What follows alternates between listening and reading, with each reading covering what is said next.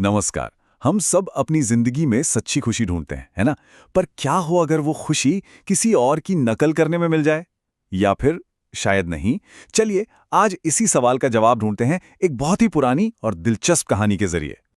ये सवाल हम सबके मन में कभी ना कभी तो आता ही है। हम दूसरों को देखते हैं, उनकी कामयाबी देखते हैं और सोचते हैं, काश हम भी ऐसे होते। ये बहुत नेचुरल है। पर क्या सच में खुशी का राज किसी और जैसा बनने में छिपा है? हमारी कहानी की शुरुआत भी ठीक इसी उलझन से होती है। तो चलिए मिलते हैं इस कहानी के हीरो से। इनका नाम है राजा। और हाँ, ये एक गधा है। पर एक मिनट, ये कोई आम गधा नहीं था। राजा को जो बात सबसे अलग बनाती थी वो थी उसकी क्यूरियोसिटी, उसकी जिज्ञासा। उसके अंदर ना हमेशा कुछ नया जानने, कुछ नया समझने की एक आग सी जलती रहती थी। और यही गुण, यही आग उसे एक ऐसे सफर पर ले जाने वाली थी जिसके बारे में उसने कभी सोचा भी नहीं था।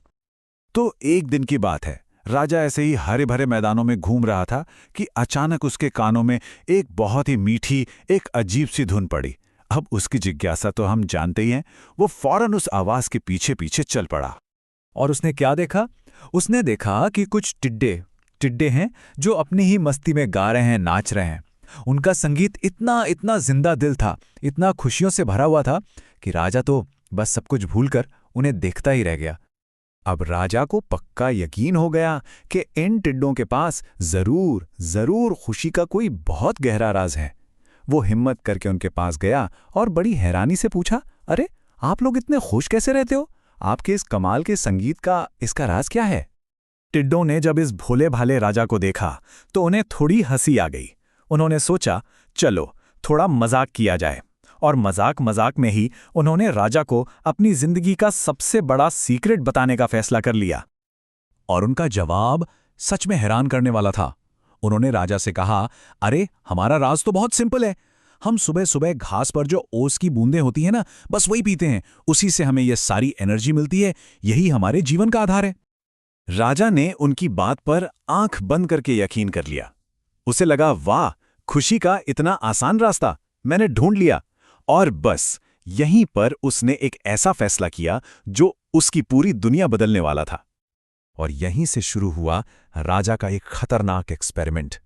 किसी और की नकल करने की धुन में वो अपनी सबसे सबसे बुनियादी जरूरत को ही भूल गया, अपने होने के सच को ही नजरअंदाज कर दिया। अब देखिए, कहानी यहाँ एक बहुत ही जरूरी मोड़ पर आ गई है। एक तरफ है राजा का स्वभाव, उसे जीने के लिए क्या चाहिए? हरी घास, ये उसकी जरूरत है, उसकी सच्चाई है। और दूसरी तरफ है टिड्डे, जिनका स्वभाव है ओस की बूंदों पर जीना। मतलब दो बिल्कुल अलग दुनियाएं, दो बिल्कुल अलग सच। तो टिड्डों जैसा बनने के लिए राजा ने पहला काम क्या किया?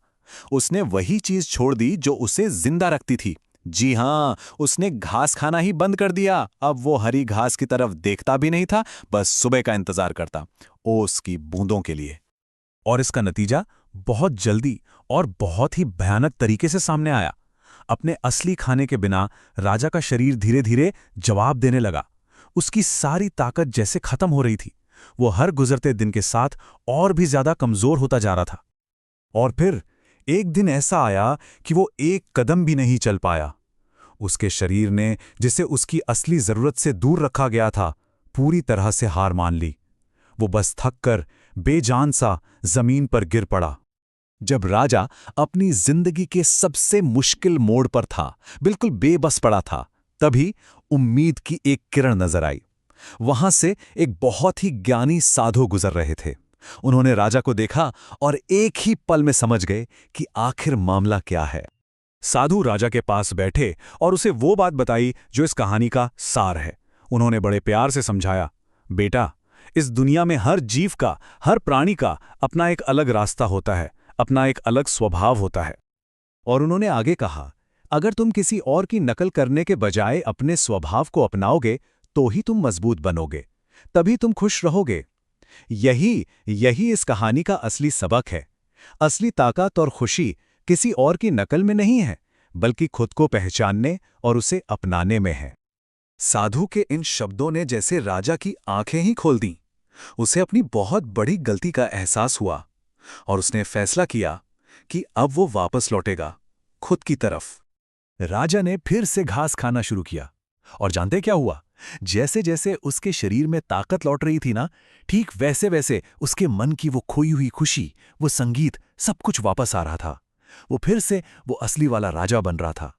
तो इस पूरी कहानी का जो निचोड़ है वो एक शब्द में है, स्वभाव।